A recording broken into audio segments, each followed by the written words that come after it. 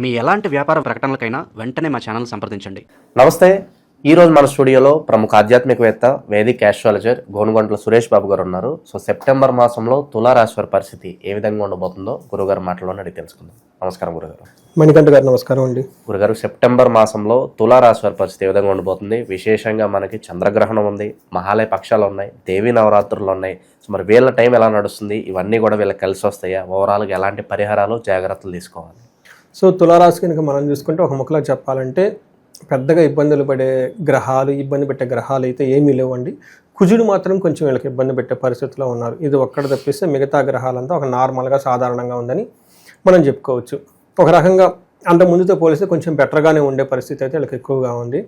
మనం డీటెయిల్స్ చూద్దాం. ఫస్ట్ తులారాశిలో చూసుకుంటే చిత్త 3-4 పాదాలు, స్వాతి 1, 2, 3, 4 పాదాలు, విశాఖ 1, 2, 3 పాదాలు అంతా మనకి తులారాశిలో ఉంటారు. పేరు బలంగా ఎవరికైనా చూస్తే మనం రా, రీ, రూ, రే, రో, తాతి, తూతే అనే లెటర్స్ అంతా కూడా మనకు తులారాశిలో ఉంటారు.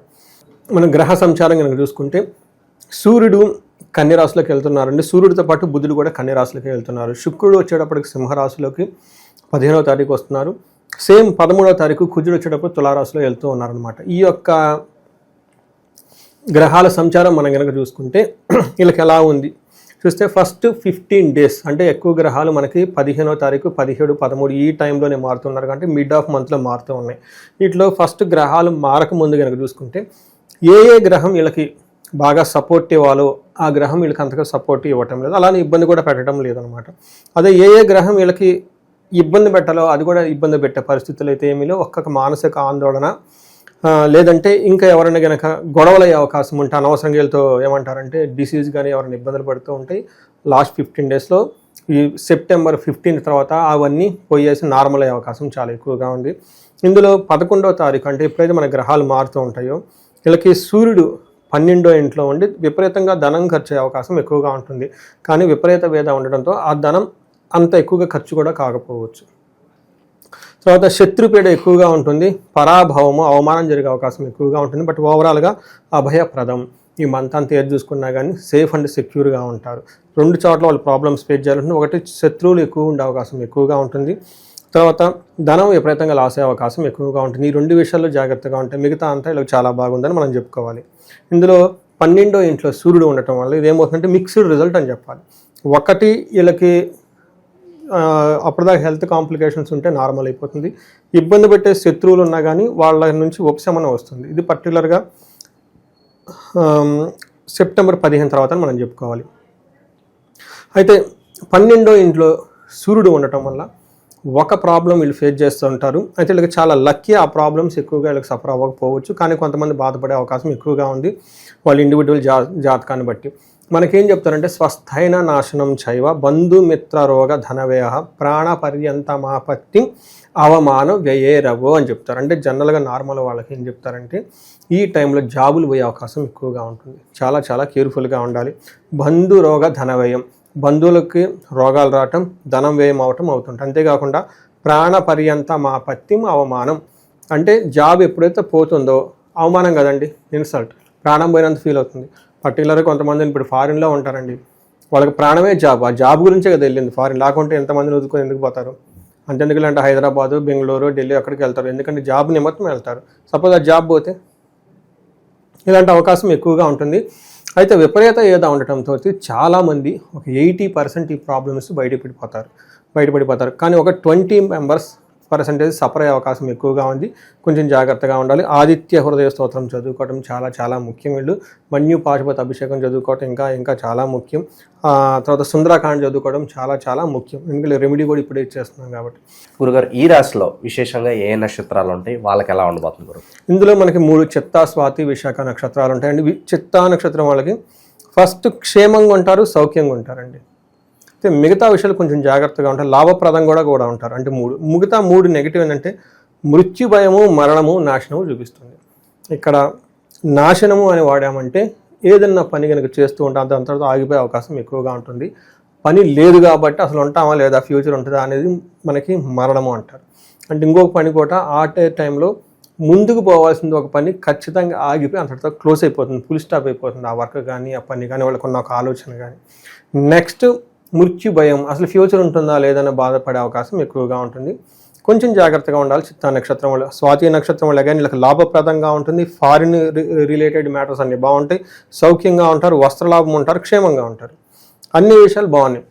ఒక విషయం పర్టికులర్గా లాస్ట్ వీక్ ఆఫ్ సెప్టెంబర్లో మరణము అని స్వాతి నక్షత్రం వాళ్ళకి చెప్తారు. ఇక్కడ మరణం అంటే మనం మూవీస్లో చెప్పే మరణం కాదండి. ఇక్కడ మరణం అంటే ఒక పని కానివ్వండి, వీళ్ళు అనుకున్న ఒక వ్యవహారం అంతటితో ఫుల్ స్టాప్, ఇంకా ముందుకు పోదు, అది వైండ్ అప్ తీసేస్తారనమాట. అది కొన్నిసార్లు మంచి జరగచ్చు, అంటే కదా మనం స్టార్ట్ చేసిన ప్రతిదీ ఉండాలని ఏం కాదు కదా, కొన్ని పోతూ ఉండాలి. ఈ పోయినప్పుడు కూడా మనం ఎంజాయ్ చేయడానికి వైరాగ్యం అంటారు మరణం. నెక్స్ట్ విశాఖ నక్షత్రం వాళ్ళకి లాభప్రదంగా ఉంటుంది, విదేశాగమనం ఉంటుంది, పరవాసం ఉంటుంది, సౌఖ్యంగా ఉంటారు, క్షేమంగా ఉంటారు, వస్త్రలాభం ఉంటుంది, అన్ని విషయాలు బాగుంది. ఫస్ట్ 13 days ఆఫ్ సెప్టెంబర్ మంత్లో హెల్త్ కాంప్లికేషన్ జాగ్రత్తగా పెట్టుకోవాలి. మనం కనుక చూసుకుంటే చిత్త కంటే స్వాతి బాగుంది, స్వాతి కంటే విశాఖ నక్షత్రం బాగుంది. చిత్తా నక్షత్రం వాళ్ళు కొంచెం జాగ్రత్తగా ఉండాల్సిన అవసరం ఈ 3 నక్షత్రాలతో కంప్లీట్గా కంపేర్ చేసుకుంటే విశాఖ నక్షత్రం వాళ్ళకి అనుకోని విధంగా ధన నష్టం వచ్చే అవకాశం ఎక్కువగా ఉంది. ఈ వీడియో చూసేవాళ్ళు కామెంట్ కూడా పెట్టమనండి, వాళ్ళు ఎక్స్పీరియన్స్ అయ్యింది మంత్ ఎండ్లో, మనకి సెప్టెంబర్ మంత్ ఎండ్లో మనకు కూడా రిఫరెన్స్ ఉంటుంది, ఎలా ఉంటుంది ఏంటని వేరే వాళ్ళకి కూడా తెలుస్తుంది కదా. సో ఇది మనకి ఓవరాల్గా కనుక చూసుకుంటే ఈ యొక్క రాశి వాళ్ళకి ఎలా ఉందని మనం తెలుసుకోవచ్చండి. తర్వాత అయితే మోస్ట్ ఇంపార్టెంట్ ఏంటంటే అండి, మార్స్ ఫస్ట్ హౌస్లో ఉండటం అంత మంచిది కాదు అని చెప్తారు. అంటే సూర్యుడు కొంత రిలాక్స్ ఇచ్చిన మార్స్ ఇక్కడ గట్టిగా పట్టుకుంటాడండి. మార్స్ ఫస్ట్ హౌస్లో ఉంటే ఏం చెప్తారంటే జ్వరం, ఖడ్గవరణం చైవ, భార్య బంధు విరోధకృత్, యక్షరాక్షస పీడనం అంటారు. ఇది చాలా ఇంపార్టెంట్ అండి. అంటే వాళ్ళకి ఎందుకో తెలియదు వరకు గొడవలు అవుతూ ఉంటాయి, ఎందుకో తెలియదు ఏడుస్తూ ఉంటారు, ఎందుకో తెలియదు బాధపడుతూ ఉంటారు.